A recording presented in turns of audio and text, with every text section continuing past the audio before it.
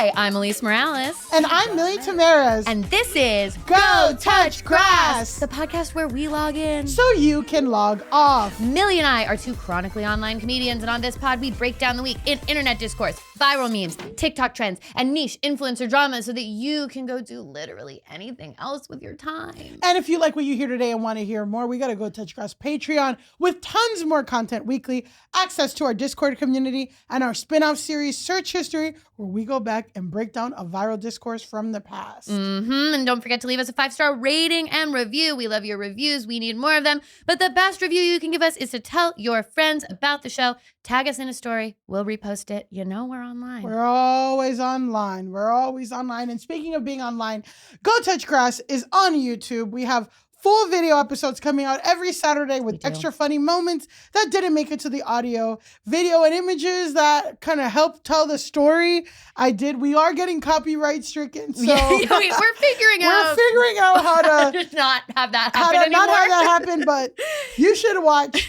And don't forget to visit our website, not new anymore, gotouchgrass.com for all the latest updates on the pod. Wonderful. And now, before we get into today's episode, just a quick note before we bring in our guest. This is the first in a series of banked episodes that we're going to do so that Millie and I can take a little vacation, a little break. Please. So the topics for the next few episodes are going to be a little more evergreen and kind of tailored to the guest that we have with us today. And we do have a wonderful guest with us today. Wonderful guest. We're really, really excited. She is an actress, a writer, a podcast host, and a content creator, non-derogatory, whose original show, Girlwind, is on tour right now. Please give a big Grass Nation welcome to Courtney Michelle. Woo! I love the non-derogatory. It's important. It's important. You know, some people are just pumping out stuff that makes no sense. No, but you're doing it. You're pumping it out, but it's good. One of the good ones. Oh, that means so much. One of the good ones. And speaking of one of the good ones, you have a very impressive TikTok, Instagram, all of that following with original characters. So why don't you take us on a little journey on how you got started making those videos? How'd you build it up? What kind of hit? Talk to us about your process. This is like Into the Actor Studio, but about content creators. Right. Let me put on my serious voice. Yes. No, my studio voice. Yeah. I mean, I feel like it's a cliche story in that I've been an actor for a million years. And when the pandemic hit, I was like, I don't know what to do with all of this, right? There's a lot of energy. There's a lot of things that are inside that need to come out. And that the internet felt like the place to do it. Yeah. I guess there are worse places to put it. And so, but I think, again, like everyone else, I've had a lot of time on my hands and just started making TikToks. Yeah. Nice. And I feel like in the beginning, I was just throwing spaghetti at the wall. I didn't know, I don't think even anyone knew what TikTok was in the very beginning. And so that's what I was just kind of whatever people are doing, I'll also do. I'll do my version of it, whatever. And then at some point I slid into being able to do a little more acting and writing and creating these characters, creating these situations, creating these little like sketches, like that version of sketches, if you will. And then that's kind of become what I enjoy doing and what seems to be kind of working. People like. Was there one that like popped off biggest for you? Because I remember seeing you for the first time. I think it was like Hostess Who Doesn't Care If You Live or Die. Sure. I feel like those were the videos of yours that I saw first. That was a nice run for me of the like people just who don't care if you live or die. Yeah. Just a bunch of them. I was like just bang great gum work in those characters. Thank you so much. Really good gum work. Not the gum work. Thank you. Well, that was the Meisner technique. Yeah. So nice. We really crunched on that. No, there wasn't one thing. Like I feel like for some people there is like one character that blows them up and they like take off from there. I feel like it was a bunch of things that people would see a few videos of and be like, well, maybe I'll like her next video, so maybe I'll follow her. Yeah, it's a slow burn. Yeah, and it's also like you have one video that goes well, but then people look at all your other videos and see like, oh, she's doing stuff all the time. Yeah. Let me follow her. Yeah. So I do characters and stuff too, which is like I'm in the character girly world. We're peers. We're peers. Character in content creation, non-derogatory. Yes. And I did want to, okay, I included a slide here because I feel that it's very kismet you came on the pod because literally a week before your wonderful PR rep, Nicole, reached out to us, my friend Ian DM'd me one of your videos. This happened to me in college. It's the barback or the bartender who wants to sleep with the barback. Yes. And I said, ha, ha, ha, ha, ha. This girl is really good. Oh my God. Wow, And receipts. here you are. We have the You receipts. are showing them. Manifesting. And now I'm in love with you. Yeah, I was like, that's what, This is exactly what I needed. Thank I'm you so not blowing much. smoke up your ass when I say I've been a fan of the videos. Yes. We have it. Ha, ha, ha, ha, ha. This girl is really good. We're putting up the receipts. It's truly, it's not even like a nice, what's the word? To be kind, ha ha ha. There's like 6. Yeah, we've got like 8 ha's. That's I a doubled real up laugh. an H, so that means I typed it. Yeah, that means I you were typed it out. you were guffawed. You were If a man sent me this many ha-ha-has, I'm like, he wants to fuck. for sure. He's laughing. That's what I thinking. assume So you want. obviously, at least Yeah, so you want to fuck me. Ian, hi. Let's go. Now you found out. She's gonna make a sketch as soon as she leaves. Like Yeah. when you're on a podcast and the host wants And the host wants to sleep with you. Oh, it's just exhausting.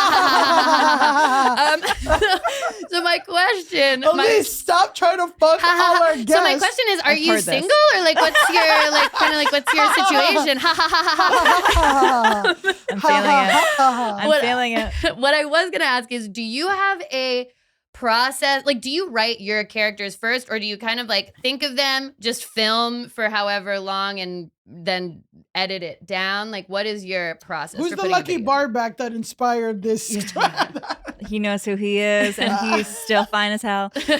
Listen, we love a good barback. We love a good bar back. I was a bartender back in college and a little bit beyond, and there's just something about. Have you guys worked in a bar or like I service worked industry? at Dave and Buster's Times Square. Hell yeah, let's go. I've been the That's hostess amazing. who doesn't care if you live or die. Yeah. I've been her, Perfect. but Okay. I think behind the bar is too much stress for me. Oh, I get stressed. I could see why you would get overwhelmed. Yeah. Yeah. But I could see also you thriving because you need that little charisma and like the same thing that makes people a good actor makes them a great in like, Hospitality. Those environments, hospitality because you can convince the customer you're interested. Yeah, exactly. It's just all bull. It's really all bull, yeah. which is Like, beautiful. Who cares if you make the cocktails? Well, No, I don't care. I don't care. You do a little flirting and you're good to go. Yeah. To answer your question, yes, I write all of my stuff. It's usually like a situation will happen in real life, and I'll either be like, well, that person is something, or that situation is something, or I'll do something where I'm like, oh, I hated what I just did. Yeah. Let me make a character. Yeah. Let me say it's like somebody else doing it. Yeah. Let me take the narrative back. Yes, for let me- myself. exactly, Yeah. reclaiming myself. Powerful. Thank you. Powerful. And then I'll go and I'll write it. Mhm. And then I usually I do a lot of like one take stuff, Yeah. or it's like, a couple different scenes or whatever you want to call it. Yeah. But yeah, everything is pretty much written. There's some like improv stuff. I don't know what your process is, but I feel like it depends on what I'm doing. If it needs like some I would say mine, it depends on like, because I'm on a character team at UCB. So if I'm like transplanting something that I worked on with them, that's pretty written because that's like what we It's do workshop. together. You've done it, yeah. And they're like pitching it, workshopping it, practicing it. Yeah, and stuff, so. there are times where I'll like write down beats and then just kind of record myself doing a bunch of different things and edit it down from there. So it kind of depends on how the idea came to me. Like if it's something that I have been working on within the context of my character team, or if I'm just like, oh shit, I just had an idea, let me like film myself saying a bunch of stuff and we'll see if any of it's funny. 100%. Like- That's always the question. At the end Exactly. of You it. watch back and you're like, was that funny? Or was I just working through something emotionally for myself? Or was that just for Isn't me? that always the thing? Isn't Yeah. that always the thing? So I love the now instinct. that we've been introduced to you, your content, your work. Now that we've ha ha ha. Now that we've now that ha. you flirted your way to my heart. Exactly. It's time to Gross. ha ha ha some more because Perfect. our main segment on the podcast is called the Discourse, and typically this is where we'll talk about something that is viral in the moment. But since we're banking this episode today, I picked a discourse that I noticed that one of the different like avenues of character you'll do is like influencer behaving badly. Oh, okay. Sure. So this is a viral discourse from the past about an influencer behaving badly. No, influencer's you. I'm kidding. And this is my we're calling you in. We're calling you in. Perfect. My mom comes out. I've been meaning to talk to you. Your mom is actually, put an intervention on camera because she knew people would click. Yeah, no, that's so true. Great job. You're doing great. That's exactly what we need. Wait, what are her rates? For real. So the topic for today is a story. This was an incredibly viral story in Italy. Oh. Called PandoroGate.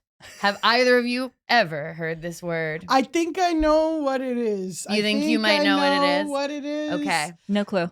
Get ready. Panettone.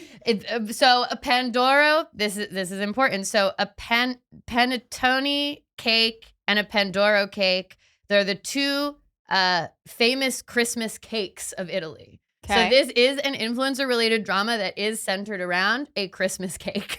As they all should be. Yeah. And listen, we're getting exclusive gabagool over here. Exactly. Have gabagool insight. Italian-American content. It's an important cake. Well, that's what I'm going to say is that what we're going to find out from this story is that Italians don't play when it comes to their Christmas cakes. Okay. Exactly. They want full ethics and transparency when it comes to Christmas cake. Obsessed. I can't. Let's start. I'm already enthralled. I know. Yeah. Okay, so this story, in addition to being about Pandora Christmas cakes, it all centers around an Italian influencer named Chiara Ferrani. I'm so sorry about my Italian pronunciations here. Chiara Ferragni. Yeah. So I'm gonna show. I think this next slide I have a picture of her. So she's here hot. she is, hot. That's kind of the basis of all of it. She is an influencer. She has 6.5 million followers on TikTok and 28.3 million on Instagram. I have to look up what's the population of Italy. Because I didn't think there was 23 million people in Italy, but I could She has an international appeal, and I do think that some of it is because she has this huge viral thing related to this cake. Sure. So it's people are hate following. Also, I love that she's a self-proclaimed digital entrepreneur boss babe. Yeah.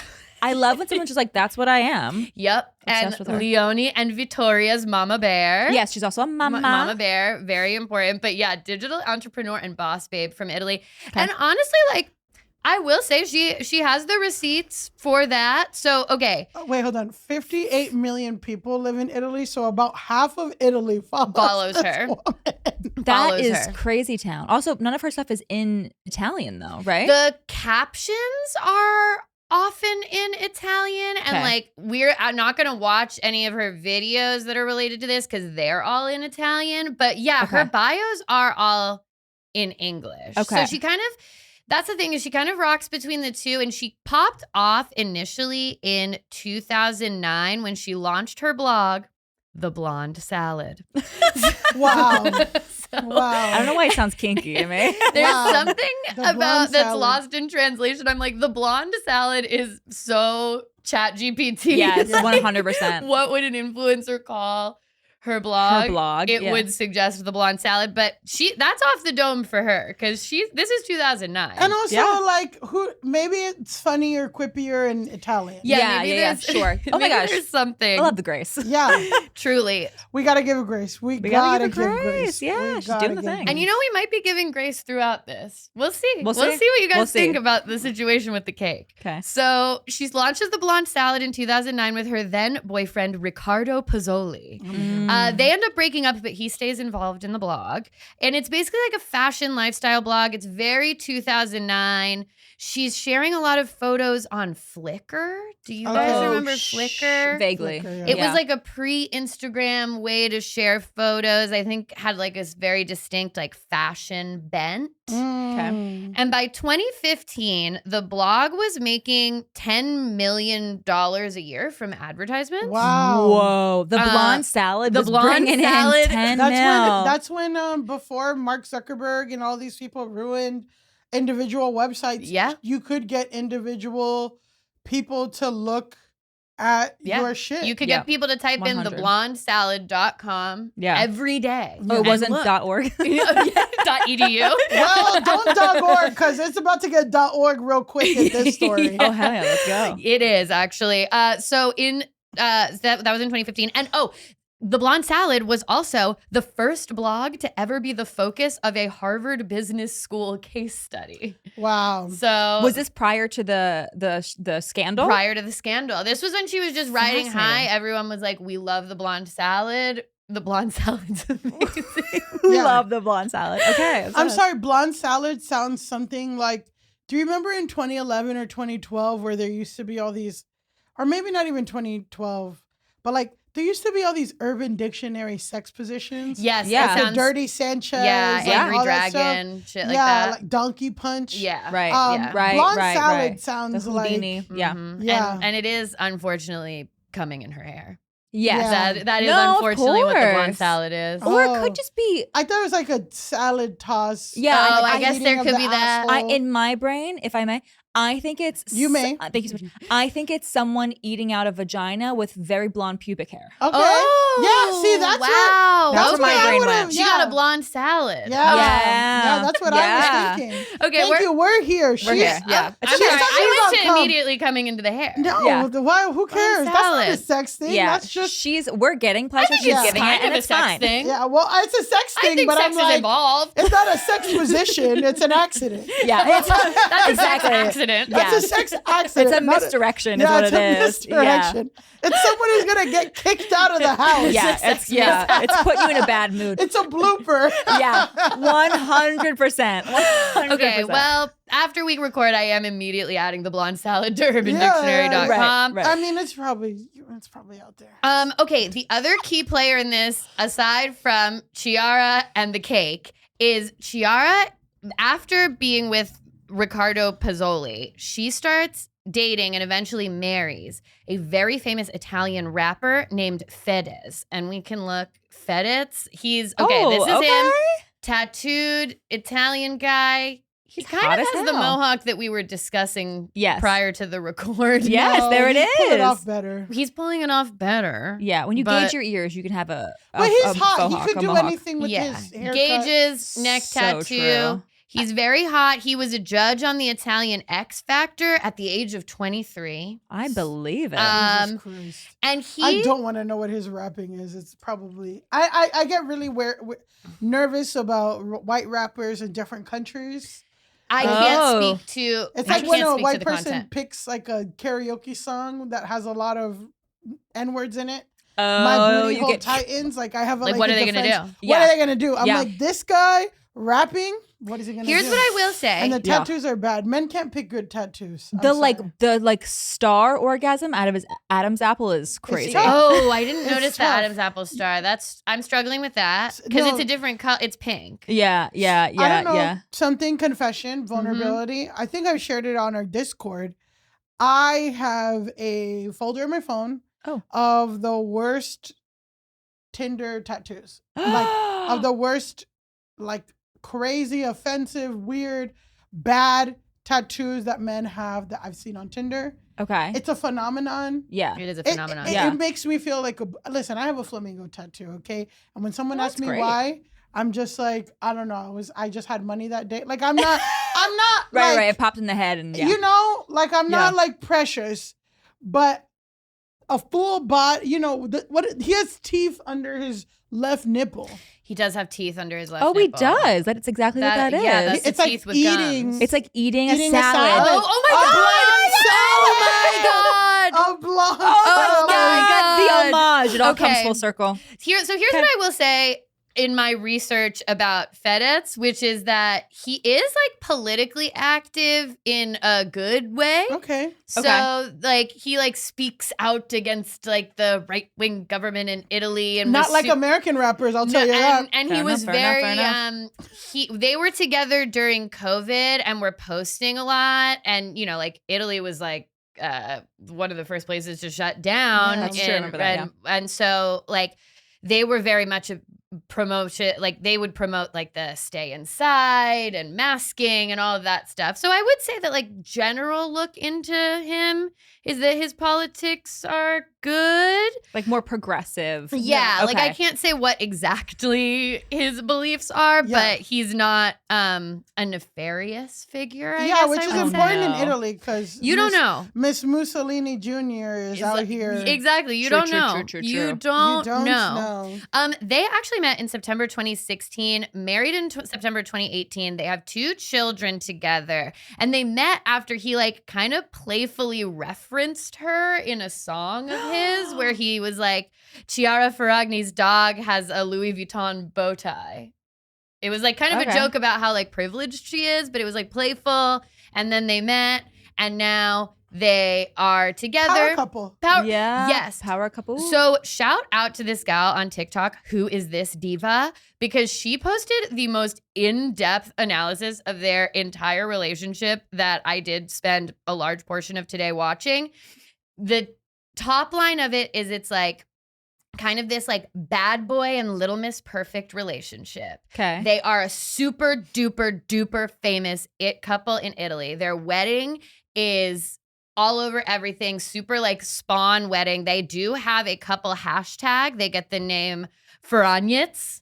They're Ferranits. Oh, this is like very like Tommy Lee Pam Anderson. Yes. Vibes. He's not a rapper, but I would say like Jay-Z, Beyonce, like even Jay-Z, Beyonce, maybe Rihanna. No, I don't know, like I think Rihanna it's all of them. Sure. Yeah, it's that thing where it's like she's the good girl. People in Travis Kelce, but I'm like Travis Kelce Taylor, like biggest in football, biggest pop star. Yeah, but I feel like there's also, because Travis and Taylor, I feel like have similar vibes, whereas I think part of the fascination with them is that their vibes are very different. Very different. He's like this kind of like bad boy who talks about politics and all of this stuff, and she's like the blonde salad. She's the blonde salad. She's the blonde salad, correct. So people are both fascinated by them, and then also there is just a general vibe, according to this in-depth series that I watched, of people kind of hate watching Chiara. Sure. They're like, again, like pretty privileged girl,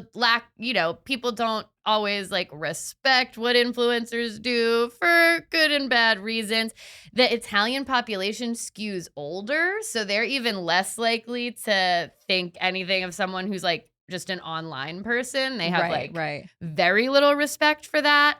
So she kind of has, she's huge. They're super famous, but there's like a hate watching element to it. Okay, sure. So Kardashian, yes. Sure. That brings us to PandoroGate. Okay. Now that you have the background. So, November 2022, Chiara posts this announcement. She is announcing that she has been selected by the Italian confectionery company Balocco to be the face of a special pink Pandoro cake.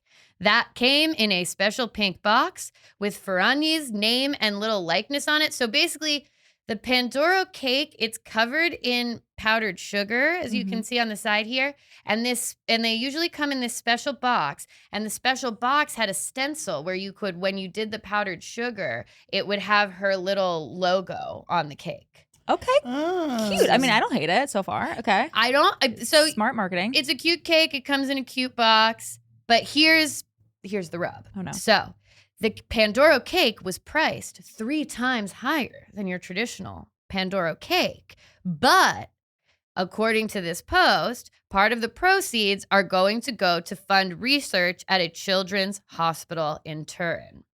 Can we guess where this is going, perhaps?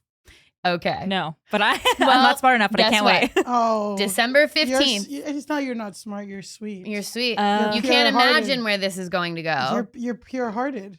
Because on December 15th, 2022, basically like a month later, journalist Selvaggia Lucarelli publishes an article in the Italian newspaper Domani revealing that the cake donations have not been taking place. Okay, so it's the most obvious. Yeah, she's not been the proceeds from the too expensive Pandoro cake have not been going to the children.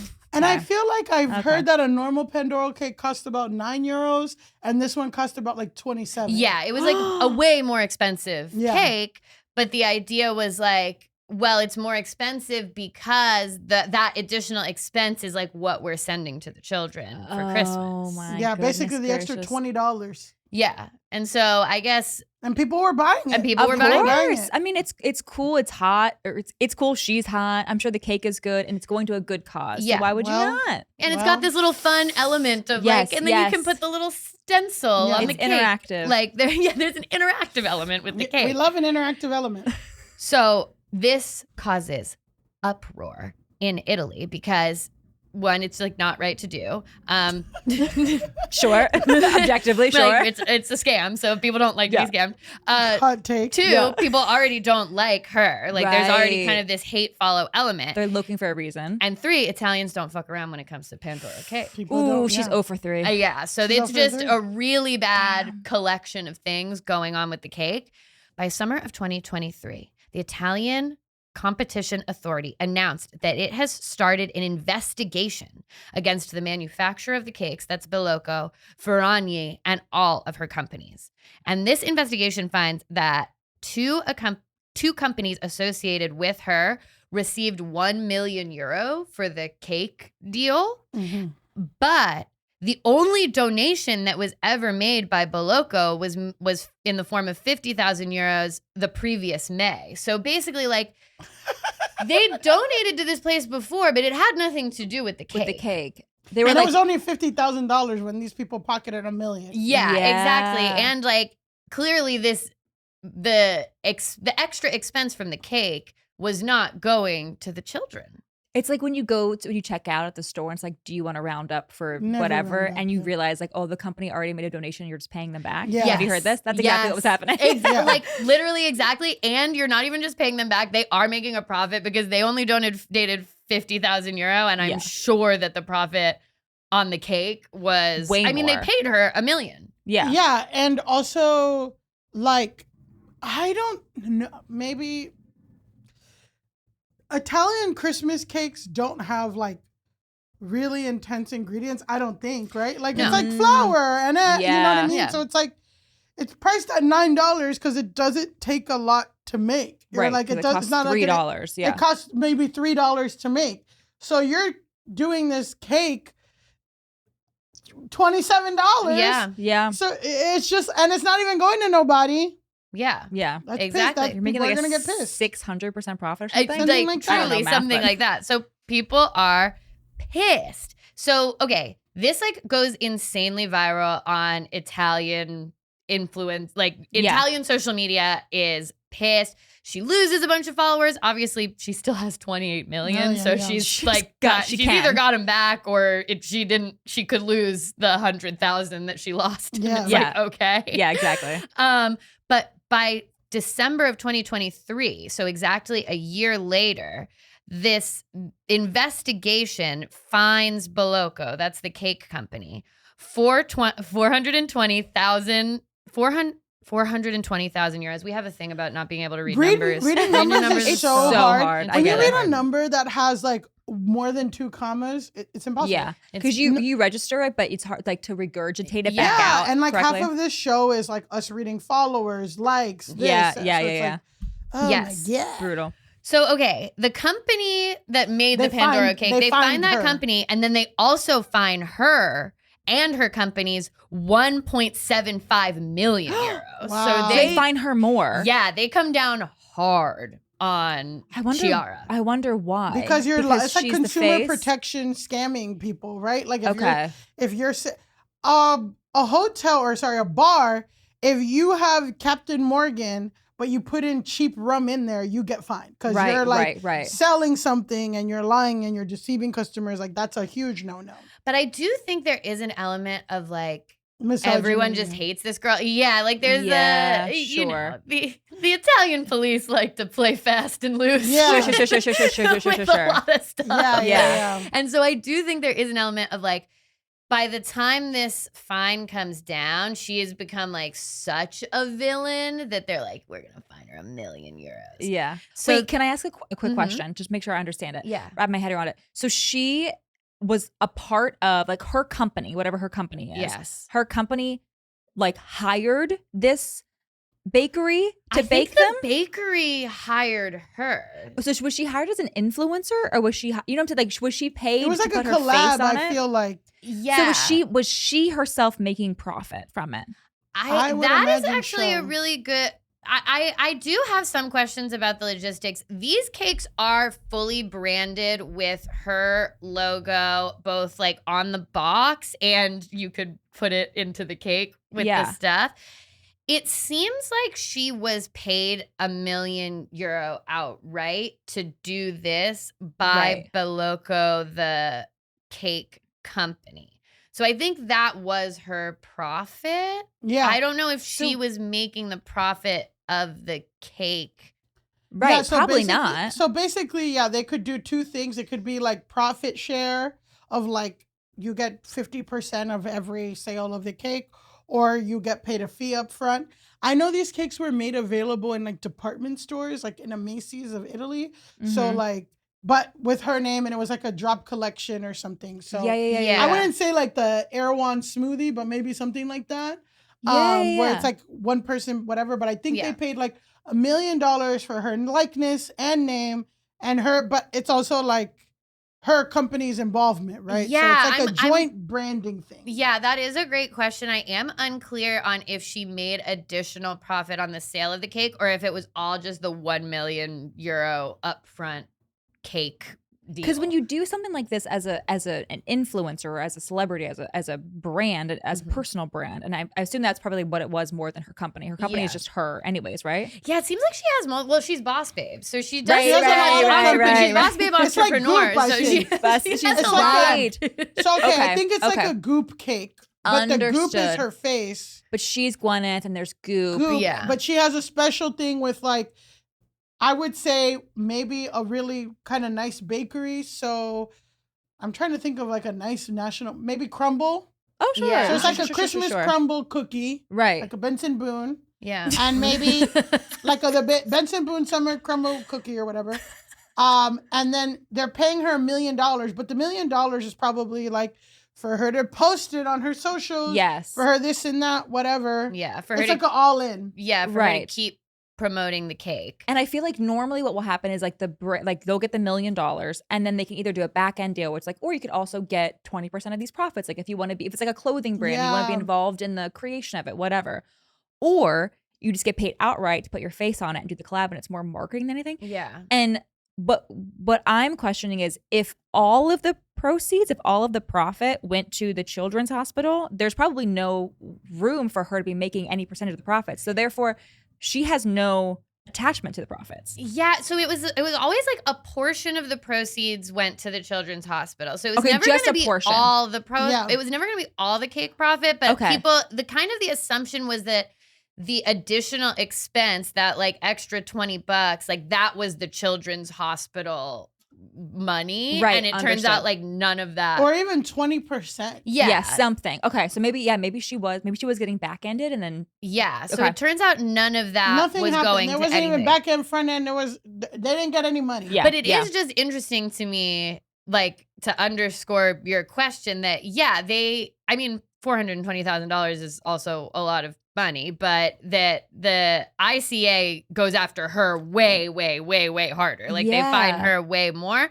I'm not sure if that's related to the deal or if it's related to that, like, they don't like her. Right. I'm sure it's both, right? You have like a bakery can come out with cakes and do kind of deceptive thing, and that's kind of more par for the course. But if you're an influencer and it's your likeness, like, and you're again influencing people to purchase something under false pretenses, I could see why people want to come down hard on that. It's similar to like people selling diet pills that don't work or whatever. It's like you want to kind of come down hard so that other influencers don't get the same idea, I guess. Yeah. So, okay. December 15th, she gets this fine. That's literally exactly 1 year from the day that the original article revealing that she had done this was posted. So there are like little weird petty things in this where I'm like, you guys just hate her. Yeah. Like you guys just really hate her. I don't think it's good to do false Pandora cake stuff, but I'm just like, you guys are sneaky too. There's something, There's something there. December 18th, she posts an apology to Instagram.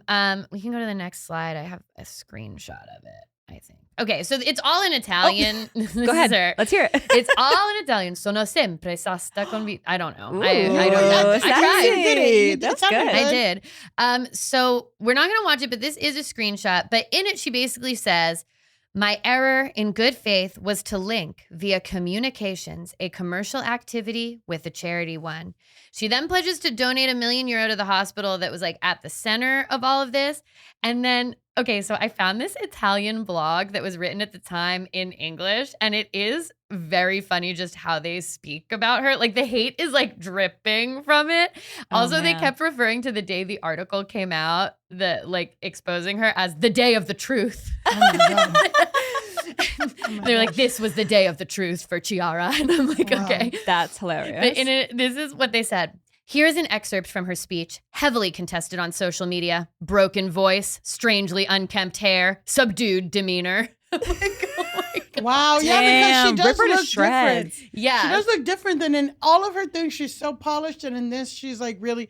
It reminds That's what they me. always do. Yeah, that's the drip down influencer apology thing where it's like, I just had to come on here. It reminded Yeah. me of the Ashton Kutcher, Mila Kunis. Yes. Yeah. Like I'm sorry for trying to excuse my friend for sexual assault, where they like find the ugliest wall in their like beautiful compound. Yeah, to try Yeah. to be like, yeah. And it does have Yeah, that kind it's a of lighting too.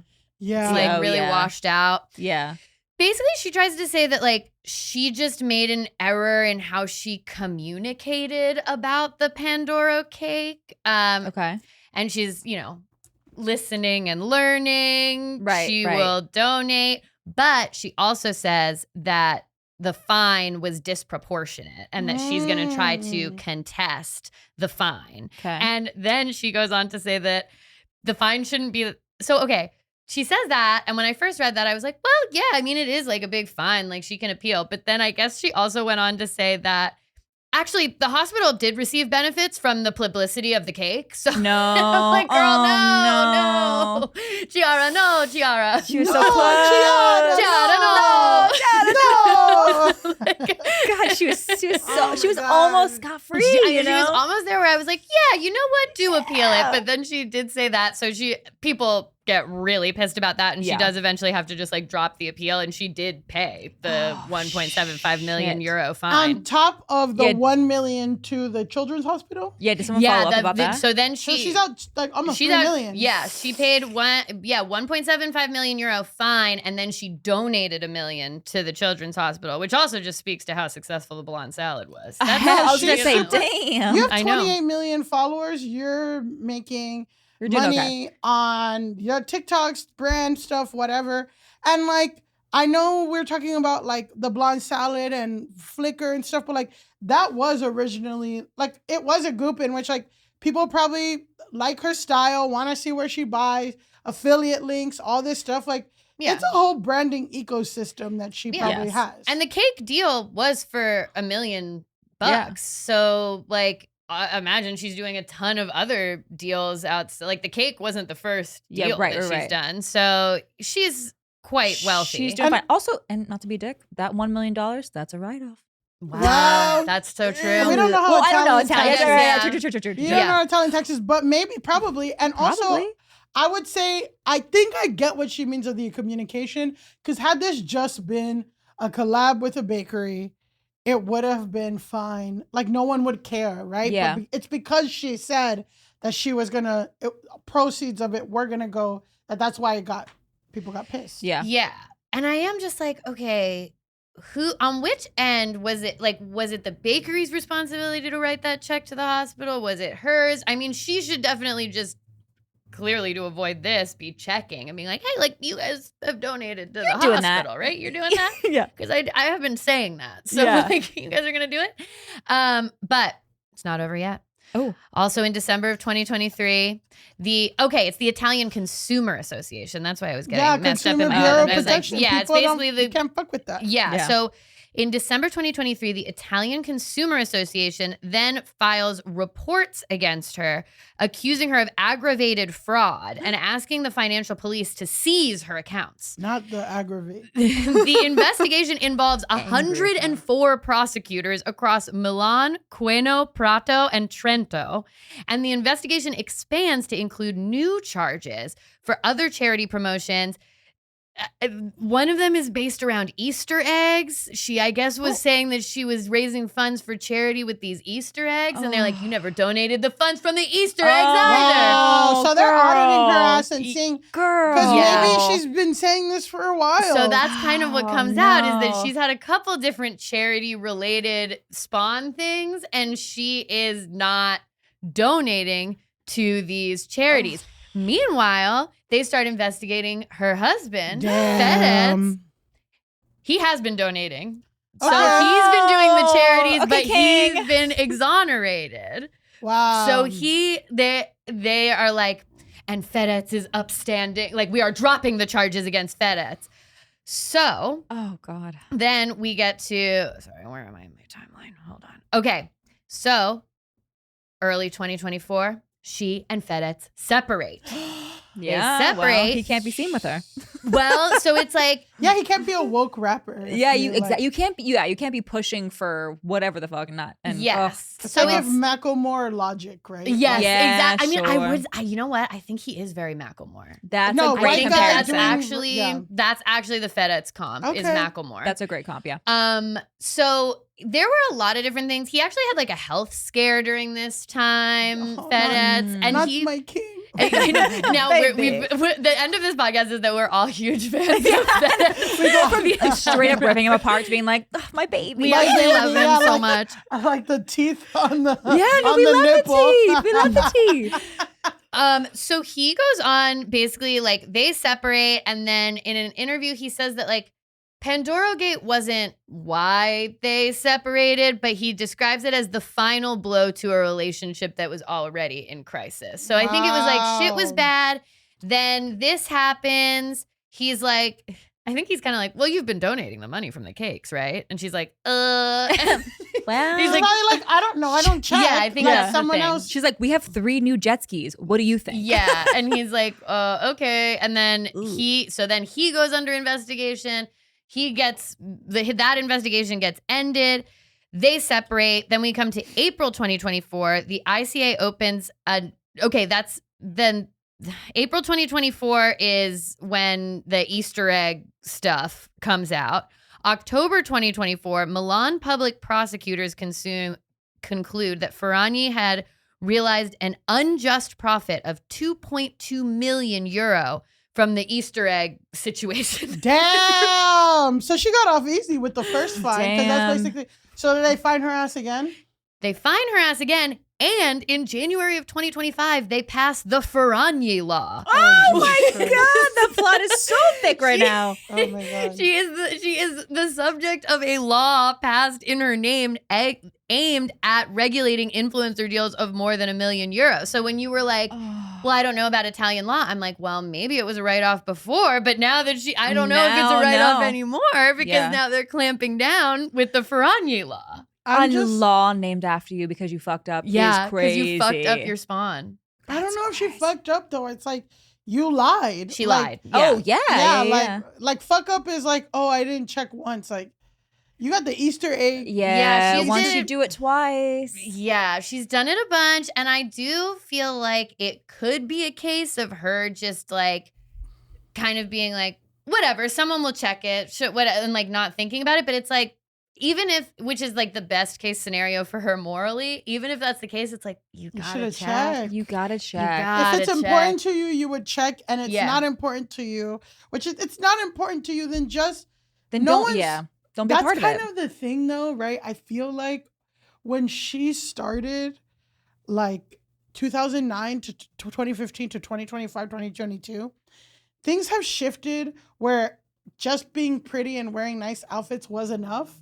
But now people want, especially as social media has grown, people want their influencers, their artists, their rappers. They want to know what the morals and values are, if it aligns, if they can whatever, and they want authenticity and want to feel like it's not just for vapid stuff or maybe, whatever. So for you to capitalize on that and be like, actually, I am doing stuff, because there are plenty of people, Kim Kardashian, Khloe, whatever, they always do some kind of shit without saying that it's going to charity. Like, people do that all the time. Yeah. People make sneakers, Beyonce does Levi's, whatever. I would say, like, most of Beyonce's drops don't have a charity tied to it at all. Yeah. So it's like, you don't need it, but if you're going to say it, do it. Yeah, it's like Beyonce could put out a $27 Pandora cake with like with a Beyonce logo, and she would just be like, "You're paying $27 because it's the Beyonce cake." That's literally what she has, like a Hennessy or some shit, like a dark liquor. That's like $90. Yeah, and it's like named after an uncle. Everyone kind of makes fun of Beyonce because it's like every week it's a new. She's like, my uncle, my aunt, my cousin always wanted to wear threaded I was like, okay, you're just making this shit up. So yeah, it's like the fact that she was tying it to charities over and over again. And again, like, there is this super parasocial thing going on with her in Italy, because when I watched this series, it's like, these two got together. They're hugely famous. They have this big wedding. Then they start going live all the time during the pandemic. They get super famous during the pandemic. They have like a short-lived reality show where they're kind of they bring people in with their family. I guess they were filming their couples counseling sessions on the reality show. I'll watch it. Yeah, for sure. Watch it. They're literally called the Ferranians. Like they are so famous. So it's like she was kind of leveraging that in a way that pissed people off, obviously. Yeah. So to round this story out, where are we now? In January of 2025, she was indicted on more aggravated fraud charges for the Pandora cake Easter egg situation. So I was like, wait, but she paid fines. So like, how is she being indicted? The fines were to the ICA, but the indictment is from a separate criminal investigation. Oh my And the trial is set to begin in September of 2025. So when this episode is released, oh my gosh, Chiara Ferran will be going on trial for the cake situation. And she could face up to 5 years in prison. Oh, God. Baby girl. I know. I'm like, I don't think she needs to go to prison. Whatever. But I will say, I did check in on her Instagram this morning. And as of 1 day ago, she was in Ibiza on a boat. So, like, she's taking it in stride. She's doing okay, I guess. Still living it up. She's still entrepreneur mama bear, boss babe. But she might be entrepreneur mama bear, boss babe in Italian behind prison. Bars. So that's kind of where things stand with this Italian influencer. And I was kind of shook. Like, when I started doing the story, I thought it was just going to be like from the past. But I was like, no, it is current to what's happening when the episode comes out. She's going to be on trial. Yeah. Any thoughts or final reflections on this Chiara. whole story? First of all, I had never heard a single shred of this. So I was on the edge of my seat the whole time. It's gripping. Yeah, I've heard about it because of Who Weekly. I don't know if you know that podcast. Mm-hmm. It's a celebrity gossip podcast about C&D list celebrities. So it's all about like people like her. Exactly people like her that do bad sponsored content. Gotcha. Okay, so exactly their niche. Yeah, so I heard about this at the time. I didn't know there was a law. Yeah, it is funny because I feel like I kept being torn between being like, okay, there is like a level of like haterism directed her for sure. Course, always. But at the end of the day, girl, you gotta be ethical when you're selling your Pandora cakes and your Easter eggs. It's also kind of gross that she's constantly leveraging like holidays too. Like there is religious holidays. Religious holidays. And so in Italy, so true. In Italy, he's coming for her. Not Italy, the conclave. That's all. Not in the home of the Pope. Yeah, that's the trial is just we're gonna see if there's white smoke or it's the powdered sugar in the shape of her thing. They're like, 100%. We have released Chiara Ferragni. Yeah, we have a new Chiara Ferragni. Yeah, and the new Chiara Ferragni has been chosen. Oh, that's so funny. Yeah, I'm just like, girl, you can't. I think it's because in my brain I was like, is this a hawk to a girl cryptocurrency thing? Yeah. Like where someone came to her and they were like, here's this thing. And she was like, I have no idea what she didn't look into it. Yeah. But the fact that it's multiple ones makes me tingle a little bit and think maybe she is maybe knows and is just like, oh, well, whatever, I'm just a girl. And Hawk a little irresponsible. The Hawk Tuah one I give more grace because she's still young. She's like in her 20s. Yeah. She literally from one day to another was kind of plucked out of obscurity. Truly. Got this insane, like kind of disgusting, perverted fame that she leaned into and then got approached and didn't do due diligence, but which is still bad. But also like I could give more grace of like a year ago, we didn't know who she was. Yeah. But this girl, you've been making blogs and doing brand. If you're making $10 million a year in 2015 off branded shit, and now we're in 2022, like you should know better. And part of me is like you can't say you're entrepreneur boss babe and not know what your companies are doing. It's so true. Part of me is like, is there nothing else going? I'm sure that Italy got way more serious problems than this girl. Sure. But I'm also like, you can't, and it's also like a misogyny thing of like, no one wants to see a boss babe win. Yeah, no one wants to see an entrepreneur boss babe mama bear. Keep the blonde salads down. Keep the blonde salads down. But down. I also feel this way about like when Black influencers or Black creators or something or whatever it's like, well, if I was a white man, I would never, I would get away with it. I would get away with it. No one would care. And maybe Chiara is saying that same thing. If I was a man, no one would be looking this deep into it.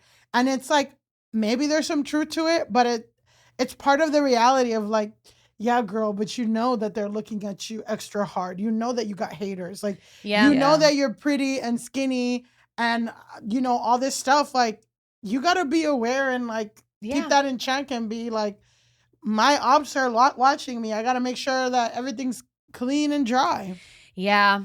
Yeah. So Chiara, watch this space, guys, because the trial's just beginning. If you're hearing this episode, the trial is about to begin. The only thing I will say too is I think it sets an interesting, like a scary but also maybe necessary precedent. Like in my brain, I'm like, okay, oh my gosh, every content, and I'm not making $1 million, but like, and it would never be news. But I'm like, shit, do I have to? If they're claiming that they're giving like. Blah, blah, blah. I have to make sure every coupon that I have works. Like I should be. Yeah, you but should. it is I should be. Yeah. You definitely should. But then also in America, you can make a completely fake charity for cancer people and never give a lick of money and be president like our president Donald Trump. Just like President Donald Trump, who's banned, him and his children are banned from ever doing a charity again. Ever. I swear. Look it up. Legally? Legally. Oh, they God. are banned because they kept pocketing cancer research money. Yeah. And he's I wish I was more shocked. I know. I'm like, I really do. I'm like, yeah, that sounds correct. Yeah. But you know what? And it wasn't even just, it was Ivanka. The weird looking boys. Eric and Don Jr. Eric and Don Jr. Yeah. Always we wet, know. those two. Always wet. Just Always damp. Slick. Slick. Greasy. You can't grab them. Yeah. You can't ever just... Yes, right. They can escape out of your That's the hands. Sleep. Yeah, That's the thing. They don't want you to catch them. Yeah, you can't catch them. You can't just... Yeah, so funny. So, yeah. Well... It's time for our final segment. It's time for our final segment, which is Grass Hole of the Week.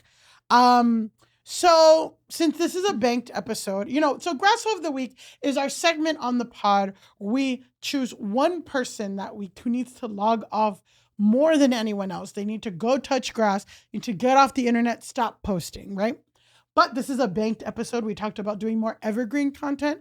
So we'd like to use this as a way to induct people into our permanent Grass Hole Hall of Fame. Mm-hmm. People who need to permanently log off, preferably forever. And where it's like, they would be Grass Hole every month if we didn't just say they're just always. They're just always. Always. These are our J.K. Rowling. Yeah, I have it. So for the Hall of Fame, we have J.K. Rowling, Elon Musk, Kanye West, and thanks to Allison Klemp, during our live show at the Yes and Laughter Last Festival, we nominated Andrew Tate as permanent Grass Hole. Yeah.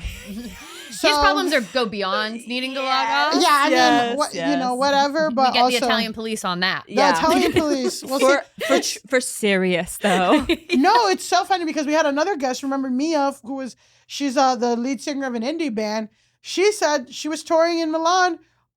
Remember they broke into her fucking tour van, stole all her guitars, all her drum kit. Yes. Then they found she had air tags in her guitar thing. Called the Italian police. They're like, too bad, so sad. That's like, oh, that's crazy. She should have said they stole a PandoroGate. She should have exactly. Exactly. My Christmas cake was in there. And then they would have but wait, put some Peptin in their stuff. So today's inductee, I will make a case. And I'll make a case for this person. Okay. And I'll hear feedback if you agree. So, Courtney, do you watch Real Housewives at all? No. No, okay. That's okay. That's okay. Okay. Because today we are honoring / shaming the work of forever grasshole, Bethanny Frankle. Mm-hmm. Oh, okay. But obviously I know who she is. She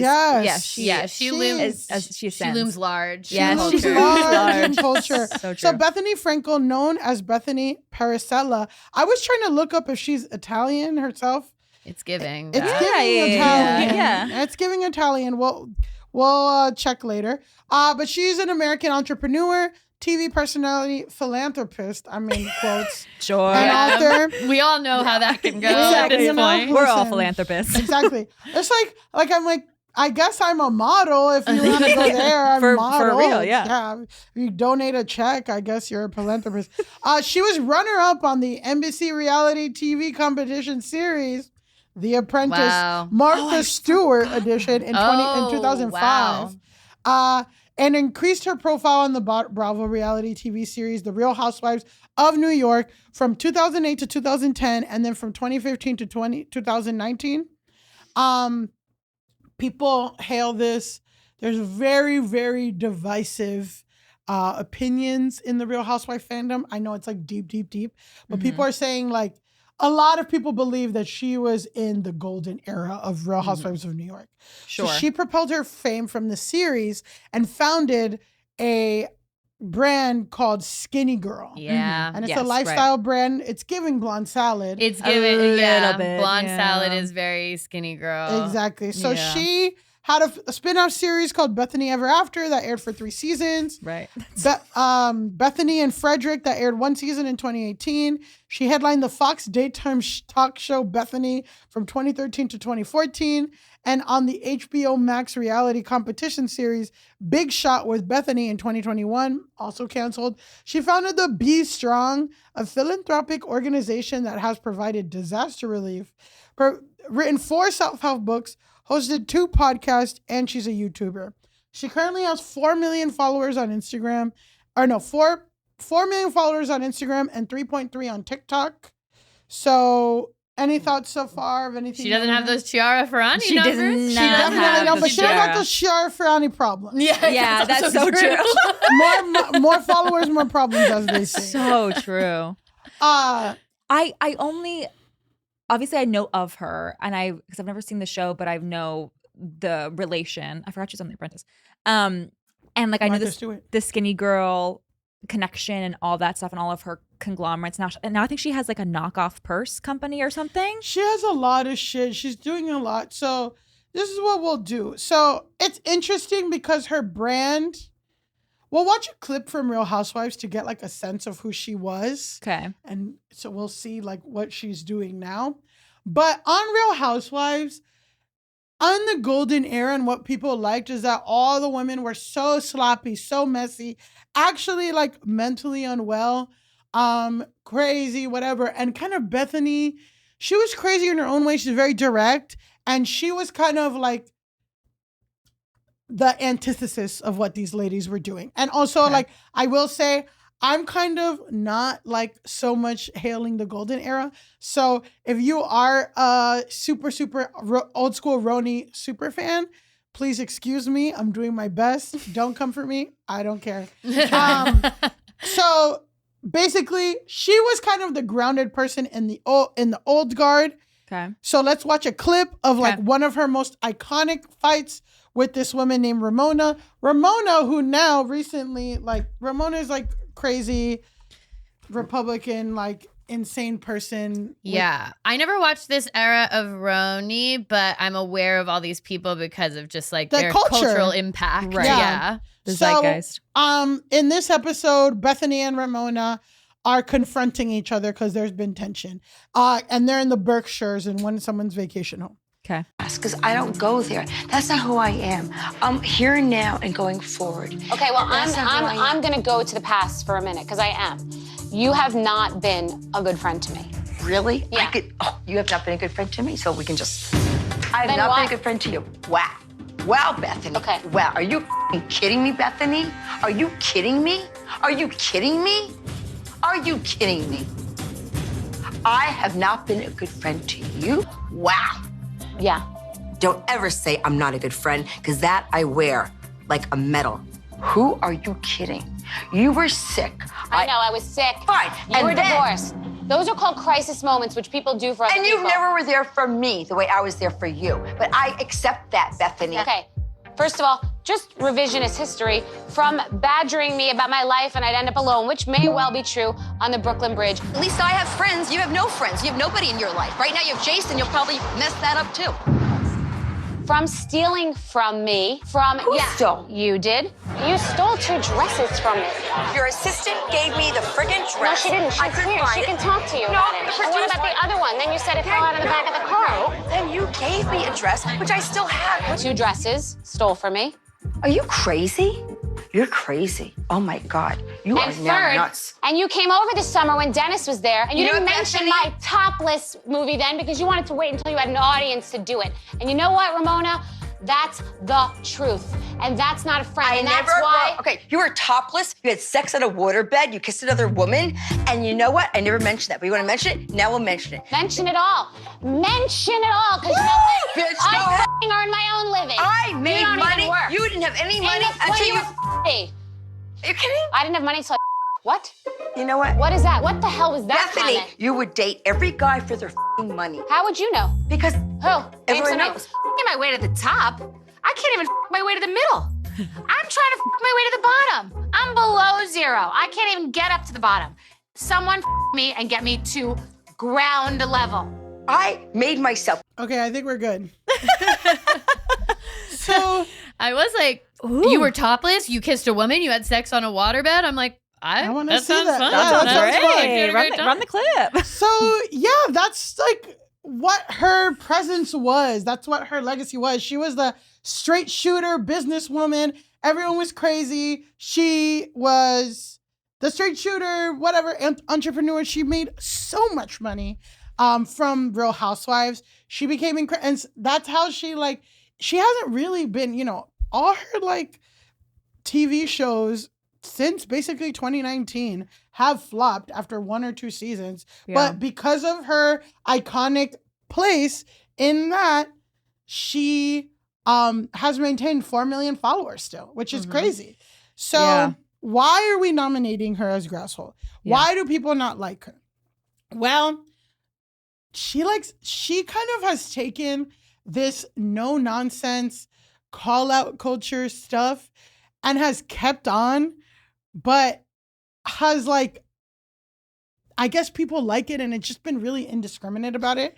So maybe she's doing it too much. She's doing it too much, right? And she's being very hypocritical. So one thing is she does a lot of anti-influencer rants. She frequently she's constantly talking shit about people who, post PR packages, do over the top routines and all this stuff. Yet she posts her own PR stuff, promotes her own skincare line, does her own influencer style videos, right? She again, in the same video, one time she slammed people for promoting expensive creams. She's like, the shit that you're promoting is very inexpensive. You guys are out of touch. And then she promotes her own stuff in the same video. Of course, And that's why you should get the skinny girl cream. Exactly. So another thing that people don't like, which you could kind of see in this video, is people don't really like her tone. She's condescending. She's like, I tell it like it is, but she's just a bitch. You know, she does like these viral get ready with me where she mocks other influencers. She talked shit about Kylie Jenner, which I mean, who hasn't? But, you know, she says that all of Kylie's products are overpriced and all this stuff and out of touch when she's wearing a $20,000 outfit and it's in her mansion and all that stuff. So people are like, you're fucking crazy. Again, she loves to do like that rich person thing, which is like lecturing people about how they should cut back. She did this a lot in the pandemic. Like, you should cut back on spending, blah, blah, blah. When she like posted this week, like, anyone who buys coffee like multiple times a week is an idiot. Like, is a moron. Sorry, is a moron. This is like the avocado toast. Avocado thing. toast. Right. She's very avocado toast stuff. Right. But she's filming this in her Hamptons mansion. Yeah. Her ski lodge and all this stuff. So people don't fuck with that. Yeah. You know, again, so stuff like that. And she is just annoying. So one kind of example, I feel like, just to show some proof, is what she was saying about Meghan Markle. I personally already, like, dog whistles, red flags go up if you are a grown person who has an opinion about Meghan Markle. I'm kind of like, you're weird, all this stuff. So she was on a podcast. Let's hear what she has to say. This was in 2022, I think, where she went on a podcast and had this to say about Meghan Markle, and then we'll get into why it's ironic. A housewife in that she can't stop talking about the very thing that she wants to be irrelevant. She wants to sort of like eradicate and erase the royal family. Bethanny Frankle slamming Meghan Markle for acting more housewife than HRH. So you want to be a voice for change, a woman for female empowerment. So do that. So do that in the future. Why do we keep in these nuanced, subtle ways, keep referencing things that happened in the past? It all goes down on the latest episode of Just Be with Bethanny Frankle. The entrepreneur calls Meghan out for continuing to rehash her experience in the royal family after stepping down as a senior member in 2020. Topic Meg discussed on the premiere of her new podcast, Archetypes. I don't ever remember personally feeling the negative connotation behind the word ambitious until I started dating my now husband. And apparently ambition is a terrible, terrible thing. And again on the second episode. If there's any time in my life that it's been more focused on my race, it's only once I started dating my husband. Then I started to understand what it was like to be treated like a Black woman, because up until then I had been treated like a mixed woman. Bethany's big issue? She thinks it's in the way Meghan speaks. I think people don't like Meghan Markle because I think she talks down to other people. I think she's sanctimonious. And I think there's this subtext of elevation. She's up there, we're down here. And Bethanny says Meghan's platform is kind of hypocritical. I want to separate myself from the royal family. I was treated horribly. Subtle. I'm going to do these in these hidden messages, this Morse code to the public that's not going to directly say what I'm saying, but everybody in the royal family and in Great Britain understands exactly what I'm saying. So at least say it. Rip the Band-Aid off. Say they're a bunch of they're uptight, white, racist, white supremacists. Come out, say it or don't, but like these nuanced, I want my privacy, but I want a podcast. I want my privacy, but I want a Netflix special. B's advice? She thinks Meghan should take a cue from another famous princess. Let it go. Copyright strike. Elsa. Copyright strike. Forward. Okay. Disney will get us for that. Disney's gonna get our ass worse. Oh, that's so funny. So, thoughts on... I mean, it really does sound like she's just mad at Meghan Markle for doing all the things that she wanted to do. 100%. I'm just like, what? Again, it's like, I just can't get incensed about Meghan Markle. That's never going to be me. But I'm also like, it is funny to be like, she's acting like a housewife. And it's like, well, you are a housewife. Yeah. So, like, what? And also, yeah, it just feels like she's critiquing her for things that she herself does.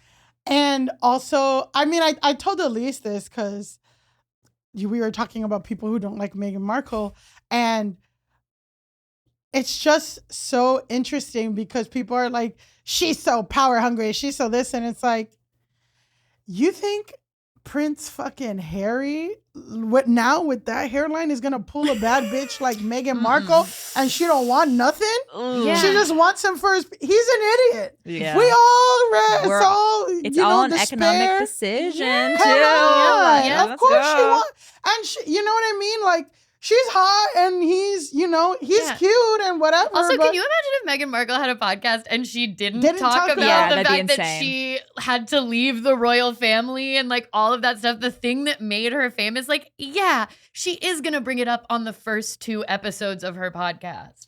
I also feel like her, like the demeaning tone or what she's talking about. I also think that Meghan Markle is like more of a shy, like reserved person. She's also been around like royalty and in England a lot. Yeah. So I think there's a refinement to the way she talks. I think people project their own insecurities on that sometimes. Yeah. I wouldn't even say the royal thing. I think like just how she speaks and carries herself is just elevated. Because even she was like that on Suits, you know, just like very like she's just not, you know, and that like battles a lot of what people think of what a mixed woman of color, whatever, is supposed to talk. And they maybe think like, oh, she thinks she's condescending and stuff, when like that's just how Meghan Markle has been, and there's just like a style and all that stuff. Like, yeah, she's just I don't know, I do feel like she's just like kind of an influencer girly at heart herself. Like, she wants to make jam. She wants to like take, like, I feel like she gets the most joy when she can take a picture of a sunset and like post it to her story. Like, that's the vibe I get from her, is that she just, she wants to be like, look, I made a salad. Like, I just, when people want her to be the opposite of like the royal family, and she wants to make jam. Like, she's not gonna be like farting and like taking pictures of her shit and like popping her pussy, you know? Well, if she was like, if she was like that, people would criticize. Of course. She's not like that. People are criticizing. Of course. She's using her thing, and it's just like they want her to like be quiet and disappear like Kate, which we didn't even know where that girl was for 6 months last year. True, that was a whole thing. Yeah. We covered it. And getting cheated on left and right and stuff. And she put little Harry back in his place and is like, no, you're going to stay your ass at home. Yeah. We're leaving. We're getting out of here. We're going to Tyler Perry's house. We're going to Tyler Perry. Pack your stuff. We're leaving. And they don't like that. But the irony in this, Bethanny specifically saying this, right, is that Bethanny is like, she keeps complaining about the thing that made her famous. She keeps complaining about the thing that made her famous. Bethanny Frankle, just like a year ago, or just like a year, 2 years ago, tried to use her platform to get the Real Housewives show canceled and tried to get it unionized. So let's watch a clip, a quick video of her talking about that on a podcast, and we'll share thoughts. This I did know about, that she tried to unionize the housewives, which I can't say I'm against. Yeah. Sure. You guys are right when you've said, why are you still talking about it if you left? It's a great question. And I never really, really felt great about doing it. Jill, my publicist, hated that I was doing it. She said, we've come so far to separate you from that, and now you're walking back into it. And I thought it's different because I am talking to different interesting people. She never really loved it, to be fair. And I don't know if I ever really loved it, to be fair also. I always felt a little cringe, respectfully. And like, I'm now talking about something that I don't even want to talk about just for this show. It wasn't really a natural interest. And as of late, there has been so much dirt and garbage and crap, like a dark cloud over this space, this medium, this vehicle and entertainment. It just feels dirty. It always felt somewhat dirty. It got dirtier, then it got toxic, and now it's the worst version of a toxic dumpster fire. And I don't want to be associated with it in any way. And I don't want to talk about it. And I don't really even want to have people on who are currently on it, unless we're talking about their kids or their motherhood or something else. I just don't need to trash it. I just don't want to be associated with it. And I want to work on shows and projects that my daughter would be proud of, that are a good role model for her, that are a good example for her and for other women. We'll end on that. Yeah. Okay. It's very funny to be like, I don't want to trash it. It is the worst version of a toxic dumpster fire, and I don't want to be associated with it, and it's cringe, and I would never do anything with it again, but I'm not going to trash it. Well, people are like, yeah, you are the best case scenario. Like, you literally went on, you had all these iconic moments, you've parlayed it into this billion-dollar, multi-million-dollar company. Now you're rich. Now you don't have to worry about anything. And now you kind of want to take this opportunity, or now you're trashing it and you're taking this opportunity away. And there are some like valid concerns that she has about them drinking and exploiting, but it's like, should you be the face of it? Should you be the thing? And it's also, there's a sweet tinge of irony of like, oh, so you went into something that you thought could be a good, interesting, fun experience, and it wasn't like you expected. Kind of like Meghan Markle. Yeah. Oh, sorry. Is that, am I seeing a parallel? Yeah. Yeah, I mean, that's exactly what I was thinking the whole time, is I was like, I mean, if Meghan Markle truly went off in a very un-Meghan Markle-ish way, a lot of this stuff could be exactly what she would say about the royal family. Which they kind of said it in their way. They did a documentary. They did this. They did that. Like, you know, so it's fine if people don't want to hear them complain or they think whatever, like that's not, but if you're like, she shouldn't, or she should shut up, or this, I don't know. I'm just like, you're a hypocrite. So this kind of like, so these are like kind of battles she gets in, but kind of more recently, Bethanny just posts a lot. She posts through it. She's posting 10, 12 TikToks a day. Mm-hmm. She's doing kind of more and more erratic behavior. Like, she gets a lot of free makeup, which a lot of influencers get. And she said that, you know, a very recent thing was that she went to TJ Maxx, a random employee liked her makeup or complimented her, and she came back and she brought like 4 bags of like previously used makeup, or like makeup that she opened, which that happens. Like, I have friends who are makeup artists, friends who are influencers, they get a bunch of shit. They open it, they look through it, and then they're like, hey, I'm not using this, whatever. Right. Use it once, give it away. Use it once, not to a stranger, and not to a stranger at her job. She filmed the whole thing. The lady's like, I can't accept this. Like, and she's like, why? I'm calling TJ Maxx corporate. Like, crazy shit like that. She will feud with local businesses. She will feud with other influencers. Like crazy. Anybody who talks shit or criticizes her, she does a cease and desist, which is all leading up to, this is coming out in September. Mm-hmm. Okay. Right? In August, we'll have a guest named Evan Lazarus, and he's a Gen Z little Twinkie gay guy who and those are his words. And those are his words. We'll run that by him when he comes to the studio. I know. There's a every Pride there's like a big kind of wrestling, which is Twinks versus Dolls, which is trans girls versus Twinks, and they wrestle in mud or something. Obsessed. Or Jello. He enters for or they do a series of tournaments where they have to smoke a bunch of cigarettes. I think there's a bunch of different activities they have to do. They have to do like a tournament, like kind of Survivor Challenger thing. Right. But it's Twinks versus Dolls. He has entered on the Twink side. It's a professional title. It's a professional title. I understand. He's professionally associated. And he's professionally, I will say, he loves to rile some people up. He makes a lot of anti-millennial things, which he will be confronted on this pod. We are retroactively. I'm saying that I'm putting his feet to the fire when he comes, because all his little branding we've talked about. It's all around millennial women, because he does. Well, they do the Girls Rewatch podcast and Broad City, and they watch Broad City and all this stuff. But they like to hate on millennials, and it's like, all right, coming for our throat. So whatever. Well, we'll get to justice will be served. Perfect. Good. But by the time you listen to this, justice will have been served. Right, perfect. We will have a law, the Lazarus law, where you can't talk shit about millennials. Perfect. But Evan, so it's just to say that he's a little shit starter. Mm-hmm. He started doing this thing where he would recap all of Bethanny. At the end of the day, he would recap everything that Bethanny Frankle posted that day. Oh, shit. And like just all the kind of chaotic things. So it went insanely viral. So we'll watch one from March. Okay. And then we'll wrap the story up on how Bethanny took that. Okay, cool. Oh no. This I do remember. I do remember. Lighter day for old Bethanny Frankle. Right out the gate, she denounces a small business. Then she did a 4-minute long video about how pineapple from Costco is candy and should be used as candy. Put yogurt on top of a rice cracker, called it a meal. Did 2 videos about Handbag University, about fake Birkins you can buy from Walmart that you probably shouldn't because they're so ugly. Then she did a lip sync video with a sound from a TSA, I guess.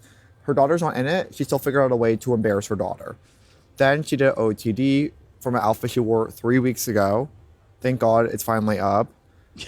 My favorite video, she embarrasses Alex Earl's assistant while doing her podcast by shoving a camera in her face so 200,000 people can see a girl who wasn't ready for it. Oh, I forgot to say this. She did a mocktail video, reviewed 13 mocktails. 2 of them had alcohol, still talked about her sobriety.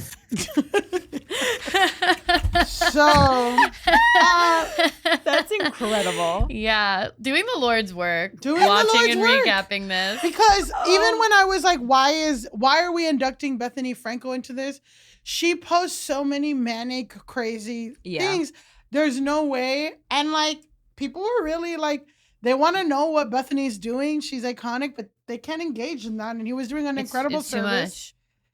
Let's see how Bethanny reacted to that. Okay. Hell yeah.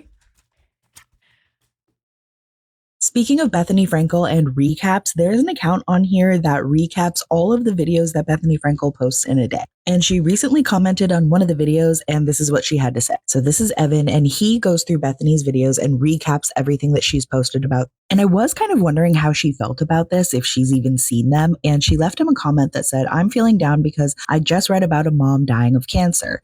It makes me sad that your identity is me. I hope you find happiness that doesn't involve fixating on me. Have a great night." And then I went over to Bethany's TikTok, and she had made this video talking about Teddy Mellencamp. Evan did respond back to Bethanny, and he basically asked if he could go on her podcast. He's like, "I obviously know a lot about you. Maybe you could get to know a little bit about me." And then I think he said something along the lines of "I actually do care." Evan also said something along the lines of "I do care about you and I just genuinely want the best." I'm not going to lie, I do find all of this slightly amusing, and I'm curious if Bethany's going to end up just blocking Evan or if he will be able to continue to bring us the recaps.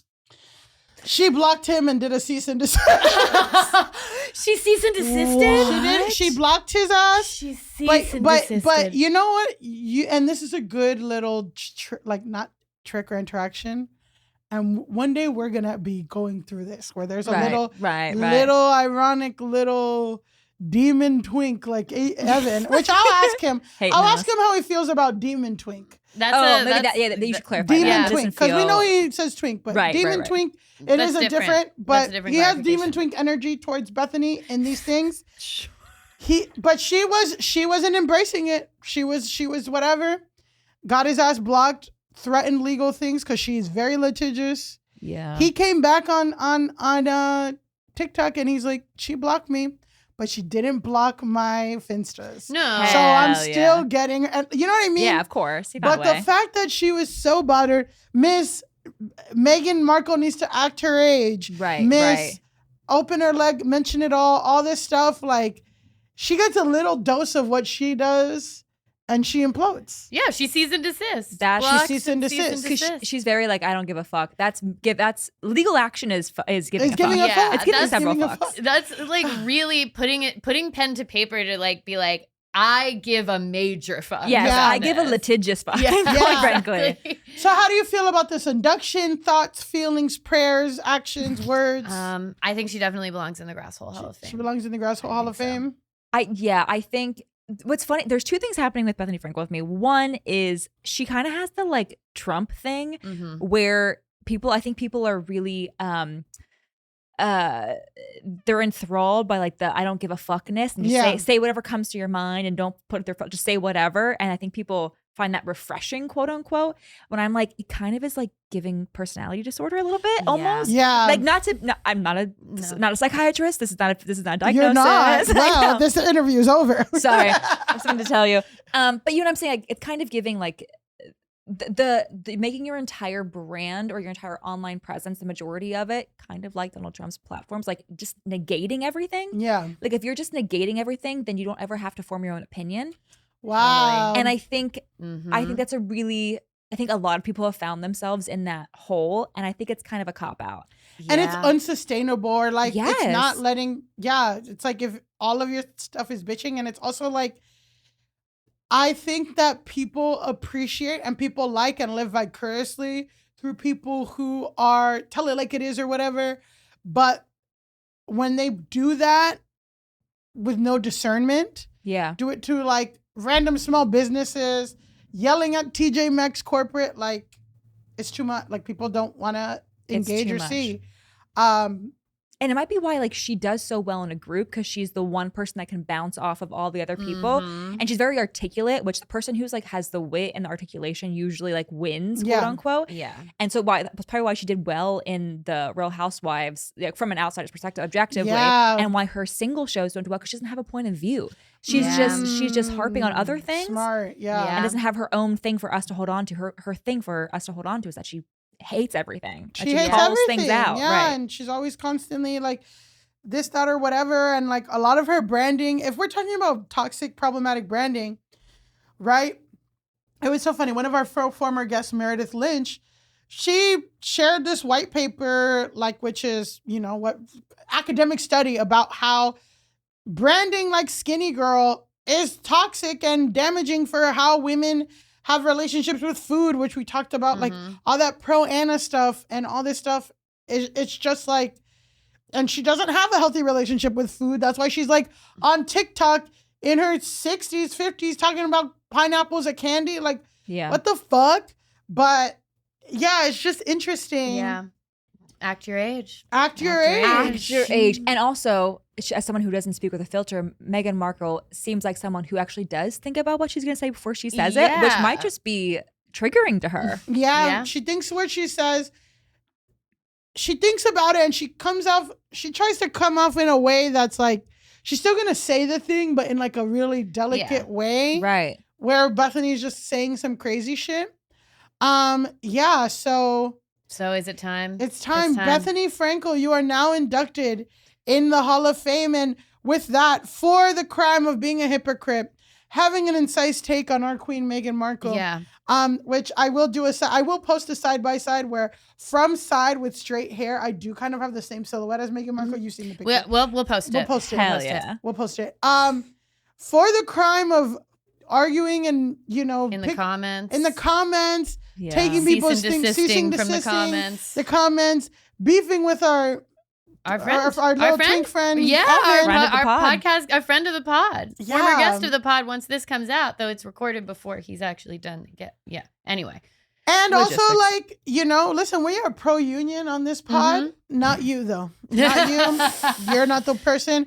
And for that, we say, Bethanny Frankle, go touch grass. And that's our episode. Courtney, incredible guest. Wonderful guest. So wonderful all the way energy. here from Nashville. Yeah. So when people hear this podcast, you will be on your tour. You will be about to go to Austin. Okay, great. Why don't you tell everybody where they can find you, follow you, keep up with everything? Yes. Find me, stalk me, love me.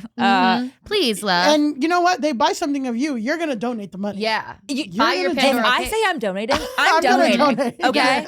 After today? After hearing today? this? After today. After today, I actually will never make a profit ever again in my life. It's all... Yeah. And that's what we like to hear. Sorry, you can see. At It's Courtney Michelle on all platforms. And then tour tickets are itscourtneymichelle.com. Beautiful. I hope it's a sketch tour about girlhood. So I Love hope it. I That's know amazing. I hope people like it. It's funny. It's People like it. I think it's funny. Yeah. It's hopefully relatable. It's quirky and goofy, and so yeah, come on out. That's super exciting. I'm so excited. Yeah, that's really, really awesome. Guys, you can follow this podcast at Go Touch Grass Pod on everything, and you can follow me at Pandalise on Instagram and Elise Navidad on TikTok. You can follow me at Millie_Tamaras on Instagram and TikTok, and at Millie_Tamaras on Twitter. I'm still there. I don't know why. And until next time, Go touch grass. Woo! Amazing. You were such a great guest. Great guest. Oh, you guys were